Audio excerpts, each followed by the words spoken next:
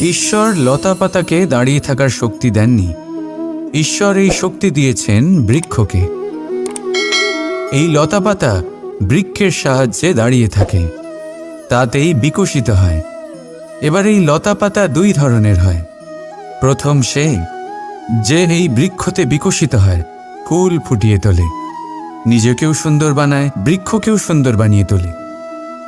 দ্বিতীয় সে যে বৃক্ষকে পুরোপুরি শুকিয়ে দেয়, তার প্রাণ শক্তি তার থেকে কেড়ে নেয়, আর শেষে নিজেও ধ্বংস হয়ে যায়। তাই মনে রাখবেন, যে ব্যক্তি সবসময় আপনার সাথে থাকে, সবসময় আপনার সম্বল হয়ে থাকে, সবসময় সে আপনাকে সাহায্য করে, আর যদি আপনি তার সাথে ছলনা করেন, আপনার অন্ত নিশ্চিত। এরকম কখনো করবেন না। সেই ব্যক্তিকে ভালোবাসা দিন, সম্মান দিন, আর আমার সাথে প্রসন্ন হয়ে বলুন, রাধা রাধা। ভাগ্য, কত সুন্দর শব্দ এই ভাগ্য, কিন্তু যতটা সুন্দর ঠিক ততটাই রহস্যময় এই শব্দ। কখন কি হবে কেউ জানে না। লোকে বলে যে ভাগ্যে যা লেখা আছে তার চেয়ে বেশি কিছুই পাওয়া যায় না, তার চেয়ে কমও কিছুই পাওয়া যায় না। নিয়তির যা রচনা তা কখনো মোছা যায় না। কিন্তু কেউ এইটা বোঝে না যে নিয়তি আপনার কর্মের দ্বারা বদলায়। যদি আপনি শুভ চিন্তা করেন, শুভ কর্ম করেন, তাহলে নিয়তি আপনার সাথে খারাপ কিছু হতেই দেবে না। কখনো আকাশে পাখিদের দেখুন, তারা কখনো ভাগ্যের উপর নির্ভরশীল হয় না। যতই ঝড় আসুক, যতই তীব্র হাওয়া দিক, ঘুরতে থাকে, একটা জিনিস জড়ো করে নিজের সৌভাগ্য, নিজের বাসা নিজেই তৈরি করে। নিজের সন্তানের জন্ম দেয়, তাকে লালন পালন করে, নিজেই তাকে উড়তে শেখায়, কখনোই ভাগ্যের উপরে নির্ভরশীল হয় না সে। এই বিষয়টা আমাদেরও শিখতে হবে। তাই মনে রাখবেন, আপনার ভাগ্য নিয়তির লিখন নয়। আপনার ভাগ্য তাই যেটা আপনি দিনের পর দিন আপনি নিজেই লেখেন। কিছু নিজে পরিশ্রম করে, কিছু নিজের ভাবনার জোরে। রাধা রাধা। বহুবার আমরা জীবনে নিরাশ হয়ে পড়ি, এই ভেবে যে নিরন্তর চেষ্টা করার পরেও আমাদের নিজেদের লক্ষ্য প্রাপ্ত হচ্ছে না। আমরা বুঝতেই পারি না এটা কি হচ্ছে। অনেকবার এরকম মনে হয় যে সেই লক্ষ্য যা আমরা চাইছি, সেই স্বপ্ন যা আমরা দেখেছি, যার জন্য আমরা নিরন্তর চেষ্টা করেছি, আমরা হয়তো তার যোগ্যই নই। ওই লক্ষ্যই আমাদের জন্য সঠিক নয়। আমাদের মনোবল ভেঙে যায়, আর তা হলো অত্যন্ত কঠিন এক পরিস্থিতি। কিন্তু সেই সময় কি করা যেতে পারে? আপনাকে একটা উদাহরণ দিয়ে বোঝাই। কখনো কোনো বৃক্ষকে দেখেছেন? সেও অনেক কঠিন পরিস্থিতির সম্মুখীন হয়, যেমন পাতা ঝরার সময়। এই সময়ে এলেও বৃক্ষ হার মানে না। সে নিজের পাতা ও ফুল বদলে ফেলে, কিন্তু শিকড় কখনো বদলায় না। সে তখন অটল থাকে। আর এই সময় চলে গেলেই বৃক্ষকে দেখুন, আবার ফুলে ফলে পরিপূর্ণ হয়ে ওঠে। এইভাবে আপনিও জীবনে নিরন্তর চেষ্টা করতে থাকুন। তাও আপনি সাফল্য না পেলে নিজের পথ বদলে ফেলুন, কিন্তু সামনে এগোতে থাকুন, নিরন্তর চেষ্টা করতে থাকুন। কোনো না কোনো রাস্তা দিয়ে, কোনো না কোনোভাবে আপনি পৌঁছে গেলে আপনি জানতে পারবেন আপনার সাফল্য আপনার জন্যই অপেক্ষা করছিল। রাধা রাধা। এই জীবনে মানুষ শুধু তিনটি জিনিসের পেছনে ছোটে: ছায়া অর্থাৎ সঙ্গী, সম্মান; কায়া অর্থাৎ সুন্দর বলিষ্ঠ শরীর; আর তৃতীয় হল মায়া অর্থাৎ ঐশ্বর্য। এবার অবাক করার মতো বিষয় হলো, সময় এলে পরে এই তিনটি বস্তুই সবার আগে আপনাকে ত্যাগ করে। অন্ধকারে ছায়া আপনাকে ত্যাগ করে, বার্ধক্যে কায়া আপনাকে ত্যাগ করে, আর অন্তিম সময়ে মায়াও আপনাকে ত্যাগ করে। এগুলো কিছুই কাজে আসে না যার পেছনে আপনি সারা জীবন দৌড়েই যাচ্ছিলেন। যদি কিছু কাজে লাগে, তা হলো আপনার প্রেমপূর্ণ ব্যবহার যা আপনি সংসারকে দিয়েছেন। এ হলো সেই প্রেম যা অন্ধকারে প্রদীপ হয়ে আপনাকে আলো দেবে। এ হলো সেই প্রেম যা বার্ধক্যে হাত রূপে আপনাকে শক্তি দেবে, সহায়তা করবে। আর যখন আপনার কাছে অর্থ থাকবে না, তখন এই প্রেমই আপনাকে সামর্থ্য যোগাবে। জীবনে যদি কিছু উপার্জন করতে চান, তাহলে শুধু প্রেম উপার্জন করুন। যদি আপনিও আমার মতো দূরের কথা ভাবতে চান, তাহলে শুধুমাত্র প্রেম উপার্জন করুন। আর এখন এই প্রেম ভাব নিয়েই বলুন, রাধা রাধা। সাফল্য কে না চান? সাফল্য লাভ করার, শিখরে পৌঁছানোর আলাদাই একটা আনন্দ রয়েছে। আর আপনজনদেরও কে না চান? প্রত্যেক মানুষ চান যেন জীবনে তার কোনো আপনজন থাকে, যারা সবসময় তাদের সাথে থাকবে। কারণ আপনজনের সাথেই তো সাফল্যের আনন্দ সব থেকে বেশি পাওয়া যায়। কিন্তু আসলে কি হয়, অনেক সময় সাফল্যের খোঁজে সেই পথে চলতে চলতে আমরা আপনদের থেকে দূরে চলে যাই। না চাইতেও দূরে চলে যেতে হয়, ওনাদের সাথে সময় কাটাতে পারি না। আর আমরা ভুলে যাই যে সাফল্যের আসল আনন্দ আপনজনদের সাথেই পাওয়া যায়। সফল হওয়ার পরে আপনদের সাথে দেখা হলে তাদের চোখে আমাদের জন্য যে আবেগ থাকে, যে সম্মান, যে প্রেম থাকে, সেটাই হলো আসল পুরস্কার। আমরা সেই কথা ভুলে যাই এবং একা হয়ে পড়ি। বেশিরভাগ সময় এটাই হয়। বেশিরভাগ সময় সফল মানুষগুলি একা হয়ে যান। এবার আপনি কি চান? আপনি অসফল হয়ে দিনগুলি একাকিত্বে কাটাতে চান, নাকি সফল হয়ে আপনজনদের সাথে আনন্দে থাকতে চান? সেই সিদ্ধান্ত আপনার। সাফল্যের পেছনে ছুটুন, নিজেকে উজাড় করে দিন, কিন্তু আপনজনদের সঙ্গ ত্যাগ করবেন না। সেই আপনজন যারা আপনার সাফল্যের জন্য দায়ী, সেই আপনজন যিনি আপনার সাফল্যে আনন্দ পান, সুখ লাভ করেন, তাদের কখনো ত্যাগ করবেন না। আসুন আমার সাথে ভালোবেসে বলুন, রাধা রাধা। জীবন, এই জীবনের সত্য কি? জন্ম, যেখান থেকে জীবন আরম্ভ হয়, নাকি সমাপ্তি? মৃত্যু, যেখানে জীবন শেষ হয়ে যায়।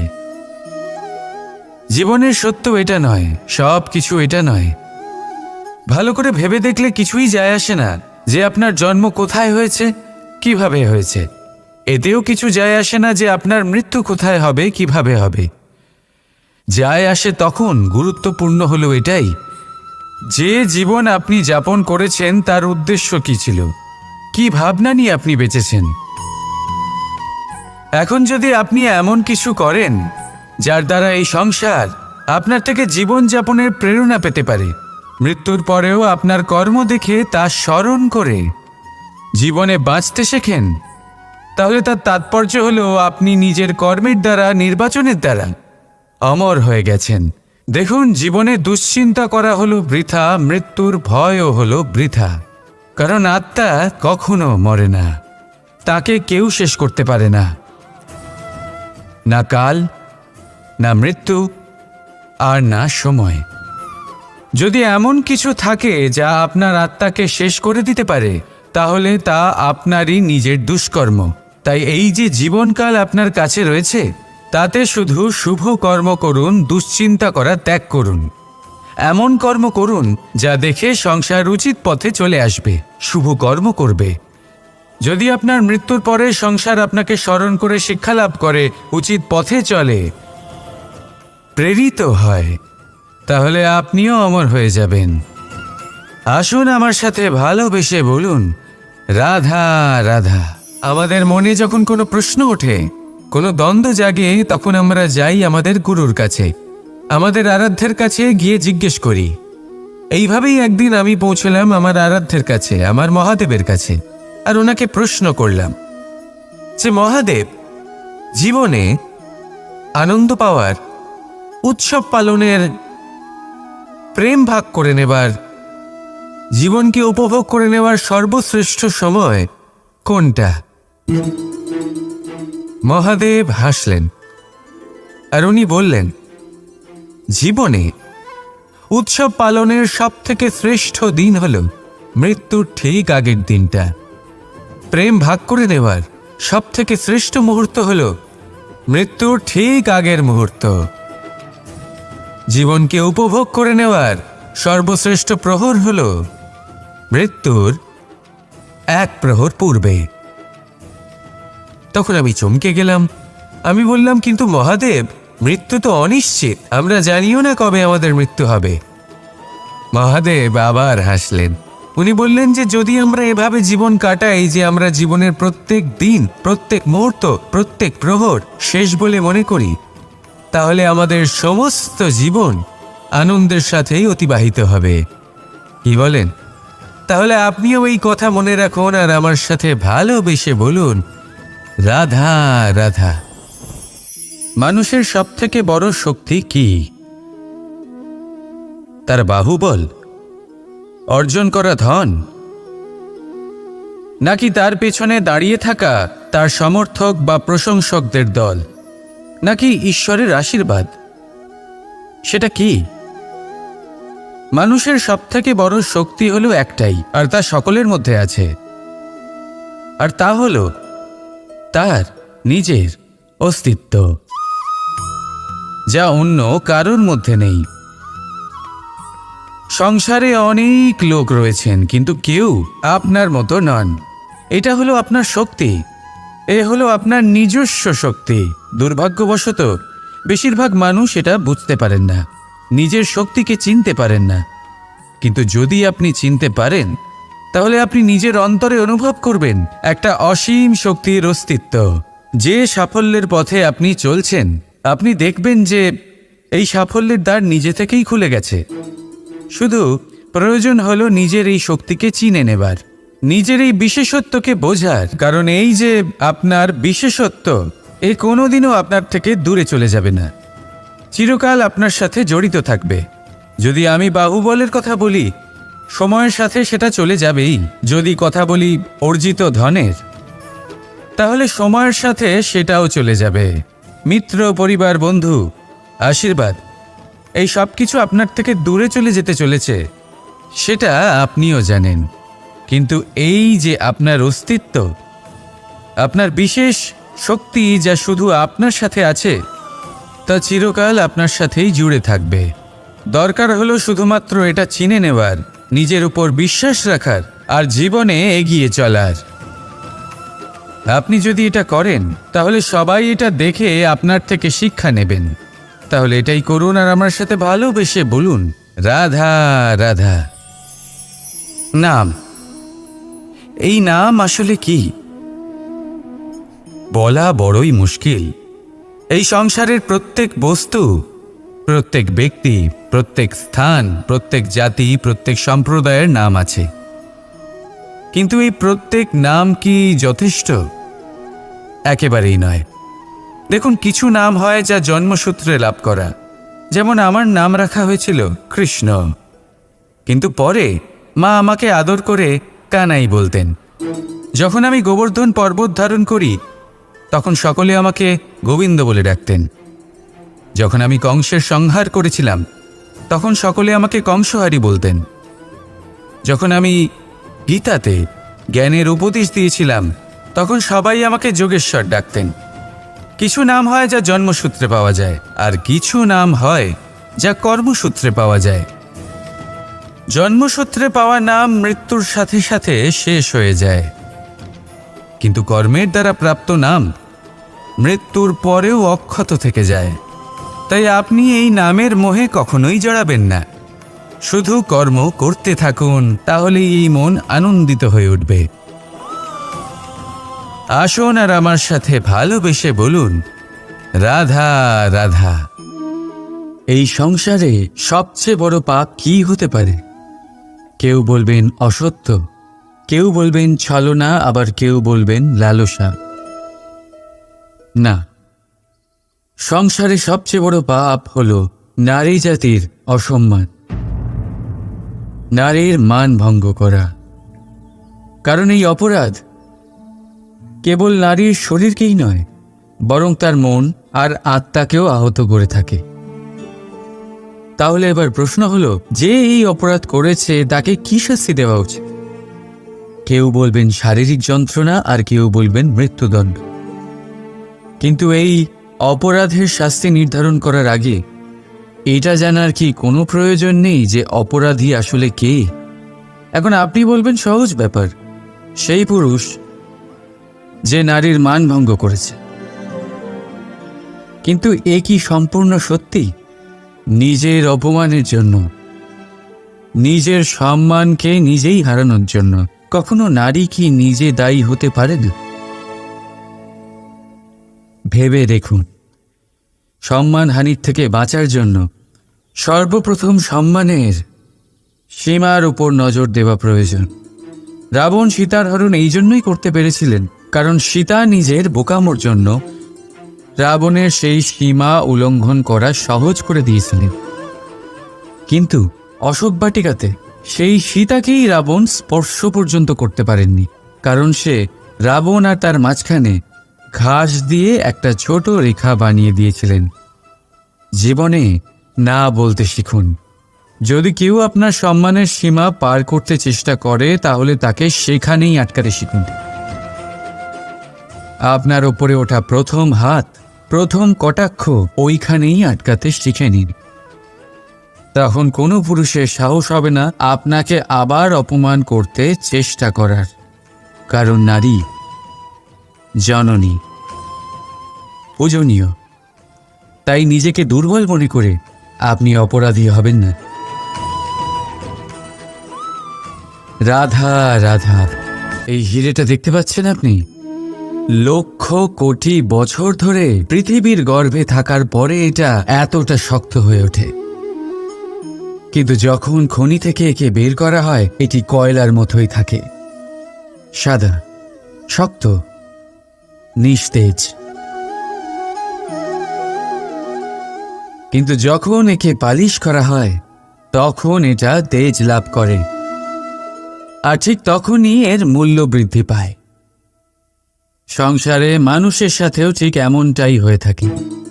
মানুষের বুদ্ধি, মেধা, অভিজ্ঞতা সেই বছরগুলোর জন্য বৃদ্ধি পায় না যে বছরগুলো আমরা জীবনে কাটিয়েছি, বরং সেই মুহূর্ত থেকে ফুটে ওঠে যখন আমরা কষ্টের সম্মুখীন হয়েছি, বিপদের সম্মুখীন হই, সংকট পেরিয়েছি, ছলনা আর ক্লেশ সহ্য করেছি। এই জন্য যদি আপনার জীবনে আপনি সংকটের সম্মুখীন হন, বিপদ আসে, কষ্ট আসে, তাতে একেবারেই ভয়ভীত হবেন না। তাকে আহ্বান জানান, কারণ এই পরিস্থিতিগুলোই আপনাকে অভিজ্ঞতা দেবে, যা আপনাকে উন্নত করবে। রাধা রাধা। প্রকৃতি প্রত্যেক জীবকে অনুভূতি দিয়েছে, যাতে সে নিশ্চল না হয়, কোনো না কোনো কর্ম করতে থাকে। আর সেই অনুভূতি হল খিদে।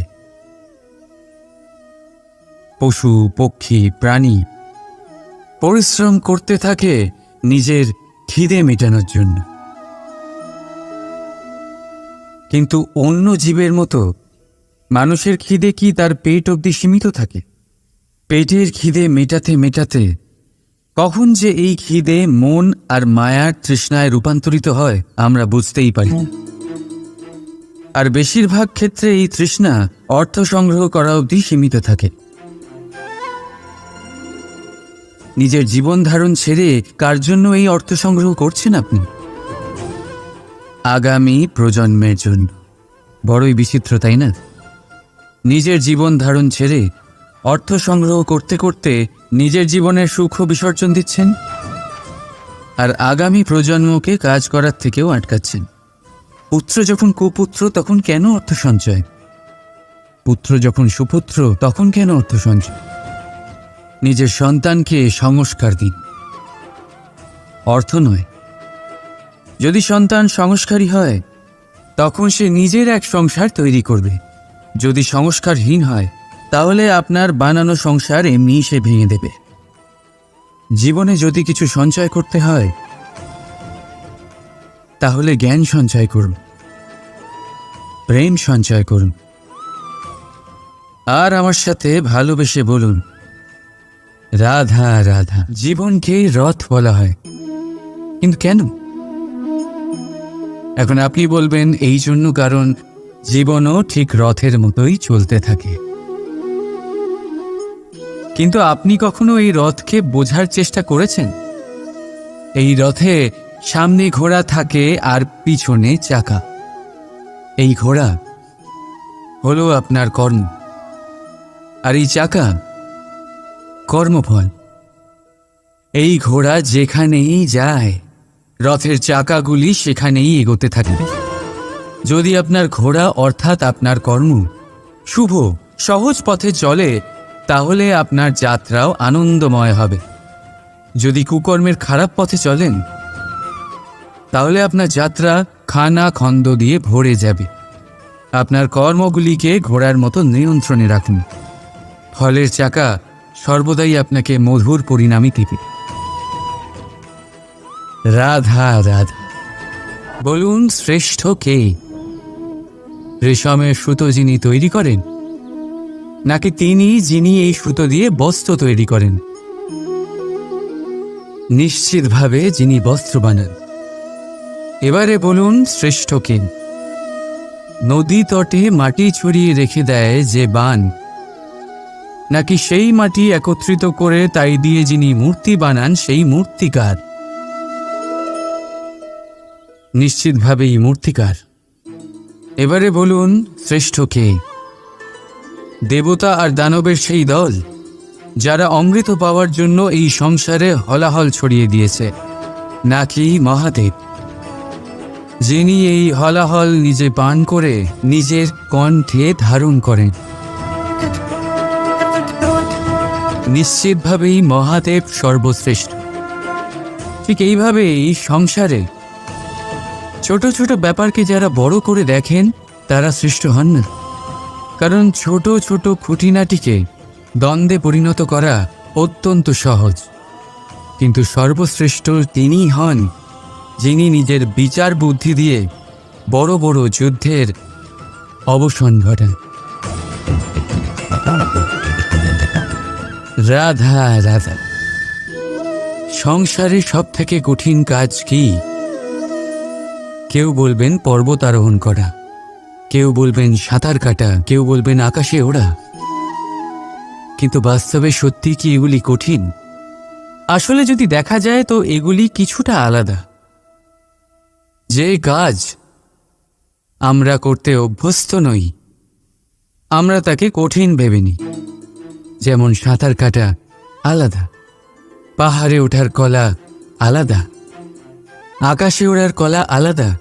যেমন কিছু মানুষ গণিত আর বিজ্ঞানকে কঠিন ভেবে নেয়, কিন্তু বাস্তবে এটা সাহিত্যের থেকে কিছুটা ভিন্ন, কঠিন নয়। দেখুন, এই সংসারে কঠিন কিছুই নেই, শুধু একে অপরের থেকে কিছুটা ভিন্ন। যেমন কোনো মানুষ হন, সম্পর্ক হোক, কারোর চিন্তাধারা বা বিচার বুদ্ধি হোক, কখনো কখনো আমরা বুঝতে পারি না, কারণ আমাদের চিন্তাধারা ও বিচার বুদ্ধির থেকে সেগুলি আলাদা। কিন্তু যদি এটা বুঝে নেওয়া যায় যে সেটা কঠিন নয়, একটু ভিন্ন মাত্র, তাহলে অনেক সম্পর্ক বাঁচানো যেতে পারে। রাধা রাধা। আপনি কখনো কোনো পাখি দেখেছেন? তীব্র বায়ু, ভয়ানক বর্ষা, হিংস্র জীব একাধিকবার তাদের বাসা নষ্ট করে দেয়, কিন্তু তাও সে ঝড়ের সাথে ঝগড়া করে না। সে কখনো বর্ষাকে হিংসে করে না, আর না সে হিংস্র পশুদের ওপর প্রতিশোধ নেয়। সে শুধু স্থান পরিবর্তন করে, অন্য কোনো শক্ত ডালে আবার নিজের বাসা বানাতে উদ্যোগী হয়, আর তারপর সফল হয়ে নিজের পরিবার প্রতিষ্ঠা করে। আর তারপর কিছু মাসের মধ্যেই তার ছোট সন্তানদের আকাশে ডানা মেলে উড়তে দেখা যায়। অন্যদিকে একটি সাপ প্রহারের প্রতিশোধ নেওয়ার উদ্দেশ্যে মানুষের বসতিতে প্রবেশ করে, আর শেষে সে নিজেই মারা যায়। এই শিক্ষাই আমাদের মানুষদের জন্য প্রযোজ্য। প্রতিশোধের আগুনে মানুষ স্বয়ং ভস্ম হয়ে যায়, উত্থান থেকে পতনের দিকে নিয়ে যায়। তাই যদি জীবনে উন্নতি করতে হয় তবে পরিবর্তনের চিন্তা নিয়ে কর্ম করুন, নয়তো প্রতিশোধ আপনাকে রসাতলে তলিয়ে দেবে। রাধা।